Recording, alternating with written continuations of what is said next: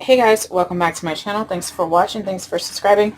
I am here to do Tamika's Flash Challenge over on her Facebook page, which is a Scrap Crew 1 and 2.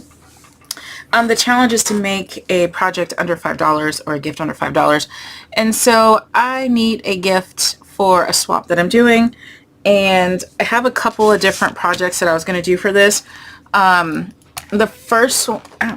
first one was using the Dove Love Letter chocolates. Now, it was advertised that it would spell out the word love, like it would just be all the letters for love. No, it's just a whole bunch of random letters, and all I could find were enough letters to do kiss, kiss, and then te amo, which means I love you in Spanish.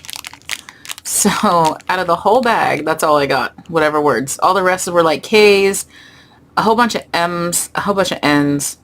There was a V in there. There's the only two vowels. Well, they had three vowels, but they only had the two I's, the E, and the O. So it's kind of hard for me to find words. But they were super cute.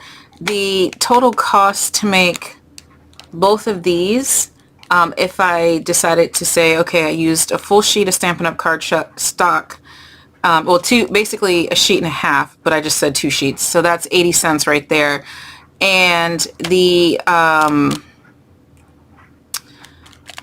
chocolates were $4, and my state doesn't have sales tax, so it was $4, and so this was like $4.80. And then, oh no, then I added in a little piece for the my ink and the hearts. And so I said it was about $4.99 to make these two, which, you know, if you're doing a craft fair, excuse me, you could sell these for, you know, $2 or $3. And so if you sell 2, you'll get your money back. If you sell them for $3 each, which I'd probably sell them for $3. And so, you know, you'll get your money back. So anyway, I also wanted to do another little treat in there, just as an extra. And I purchased these. Well, this one is the Hershey Hearts bar. It's heavy. It's 2.5 ounces of chocolate, and it's a little bit thick. And then I also got these Hershey Hearts. Now, they were on sale for, I want to say $1.50. Like, it was less than $1.50. But I'm just going to say $1.50 because most states have sale tax, and yours will probably be $1.50. So that's $3 right there. And then to do both of them, you would need 2 sheets of cardstock. So this was the Michaels cardstocks, and so this was cheaper. This was, I got it when it was $2.50. So it would be $2.50 divided by, I think there's 50 sheets in here. So these would be about 5 cents each. So you got your 10 cents there. And then whatever decorations you want to add. So probably like another 50 cents. So about $4. We'll just round it to 4 to make 2 boxes for these. Now these I would sell for $3 or $4 maybe, depending on how much decoration I put on there. So you could essentially get your money back with one sale. I did the measurements for the Hershey bar. I did not do the measurements for the Reese's. So we're just going to do the Hershey one. Here, so you need a piece of paper that measures 6.5 by 10. So I'll definitely need my arm for this one. My paper trimmer arm. 6.5 by 10. And as you can see, you don't use the full sheet of paper, and so, I mean, you can take that off of your expense, you know, or use that to decorate with.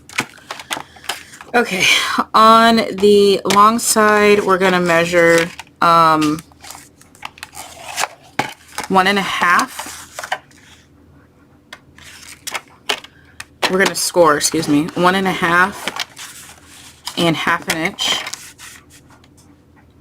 So if you're on a scoreboard, do 1/2 inch, then 1.5. And you're going to do it on both sides. So 1/2 inch and 1.5. I just measured mine all wrong. 1.5 and 1/2 inch, but that's okay. It'll be fine. Just remember which line you need. So 1.5 and 1/2 inch on both sides. On the short side, we're gonna score it at 1 inch, 2 3/4,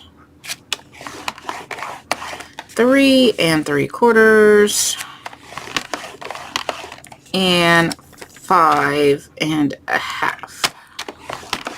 Okay. And we are going to cut off the bottom right tabs.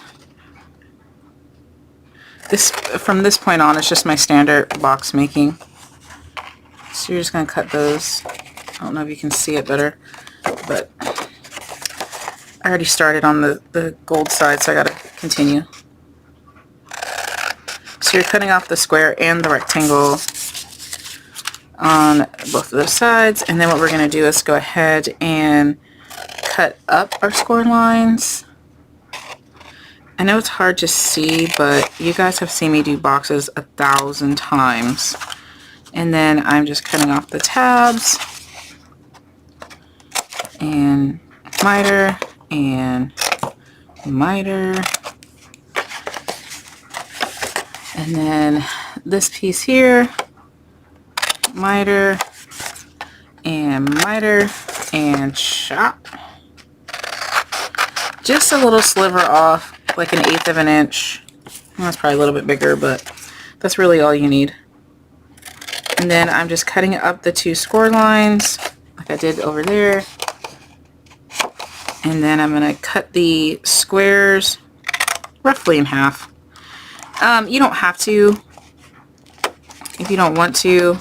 It just gives you less bulk.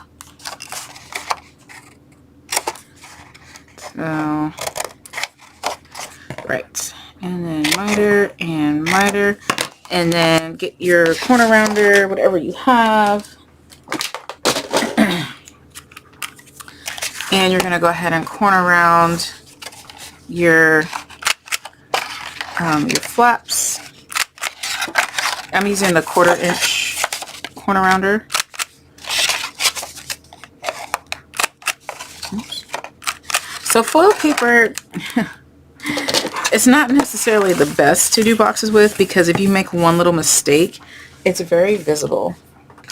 But I'm confident in my box making skills, so I use foil paper.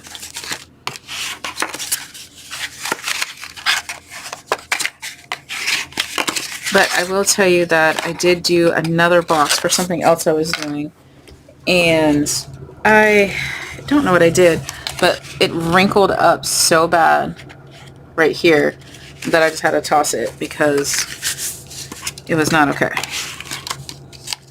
And it was for a gift, so I'm not gonna, you know, give that out. You can use your glue, score tape. I go back and forth what I like on foil paper, whether I like glue or score tape. I think this is a little bit over the line. It is. Alright, so just line your box up. Somehow I mismeasured in here, so I'm gonna have to manually put my box together instead of the lay flat method. That's okay. I'm not too worried about it. That's the only downfall with using a paper trimmer to measure. Sometimes you can be slightly off, and then it will mess with the measurements of your box. But as you can see, I just put it together while it was you know, 3D. And I did not varnish. But it's okay, because this is foil paper again, and foil paper doesn't necessarily need a great varnish. But if I would have varnished, it would have been a better fold. That's probably why my seams didn't line up, because I did not varnish. That's okay. We'll deal with it. Okay. That's it, guys. So now we're going to go ahead and just make sure our candy fits, which I know it will.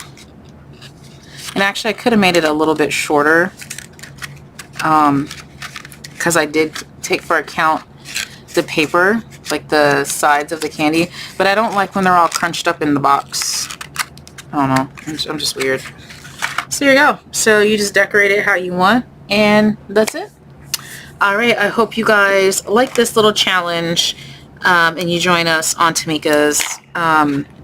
It used to be her Patreon, but now it's the tiered YouTube. I don't know what it's called, but it's the Scrap Crew 1 and 2. And there you go. Thanks for watching, guys. Bye.